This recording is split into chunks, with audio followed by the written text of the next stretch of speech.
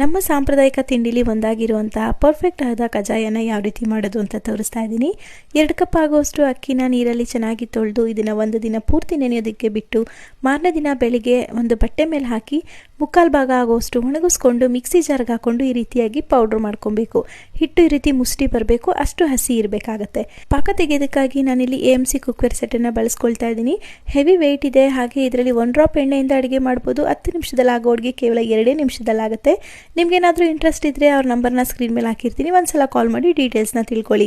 AMC ಕುಕ್ವೇರನ್ನು ಇಟ್ಟು ಅದಕ್ಕೆ 1.5 cup ಆಗುವಷ್ಟು ಬೆಲ್ಲ, ಸ್ವಲ್ಪ ನೀರನ್ನು ಸೇರಿಸ್ಕೊಂಡು ಈ ರೀತಿ ಸಾಫ್ಟ್ ಪಾಕ ಬರೋವರೆಗೂ ಸಹ ಪಾಕ ತೆಗಿಬೇಕು. ನಂತರ ಶುಂಠಿ, ಏಲಕ್ಕಿ ಪುಡಿ, ತೆಂಗಿನಕಾಯಿ ತುರಿನ ಸೇರಿಸ್ಕೊಂಡು ಚೆನ್ನಾಗಿ ಮಿಕ್ಸ್ ಮಾಡಿ ಸ್ವಲ್ಪನೇ ಅಕ್ಕಿ ಹಿಟ್ಟನ್ನು ಸೇರಿಸ್ಕೊಂಡು ಮಿಕ್ಸ್ ಮಾಡ್ಕೊಳ್ತಾ ಸ್ಟವ್ನ ಆಫ್ ಮಾಡಿ ಕಂಪ್ಲೀಟ್ ಆಗಿ ತಣ್ಣಗಾದ್ಮೇಲೆ ಒಂದು ಪಾತ್ರೆಗೆ ಹಾಕಿ 2 ಸ್ಪೂನ್ ಆಗುವಷ್ಟು ಎಣ್ಣೆನ ಹಾಕಿ ಇದು ಒಂದು ದಿನ ಪೂರ್ತಿ ಹಾಗೆ ಬಿಟ್ಬಿಡಿ. ಮಾರನೇ ದಿನ ಹಿಟ್ಟನ್ನ ಚೆನ್ನಾಗಿ ನಾದ್ಕೊಂಡು ಉಂಡೆಗಳಾಗಿ ಮಾಡಿಕೊಂಡು ಬಿಳಿ ಎಳ್ಳಲ್ಲಿ ಅದ್ದಿ ಈ ರೀತಿಯಾಗಿ ನಾನು ತಟ್ಕೊಳ್ತಾ ಇದ್ದೀನಿ. ನಿಮಗೆ ಮಧ್ಯ ಹೋಲ್ ಬೇಕಂದ್ರೆ ಹೋಲ್ ಮಾಡಿ, ಇಲ್ಲ ಅಂತಂದ್ರೆ ಪ್ಲೇನ್ ಆಗಿನೂ ಸಹ ಕಜ್ಜಾಯ ಮಾಡ್ಬೋದು. ನಂತರ ಕಾದಿರೋ ಎಣ್ಣೆಗೆ ಹಾಕಿ 2 ಸೈಡು ಬೇಯಿಸ್ಕೊಂಡ್ರೆ ಕಜ್ಜಾಯ ರೆಡಿ.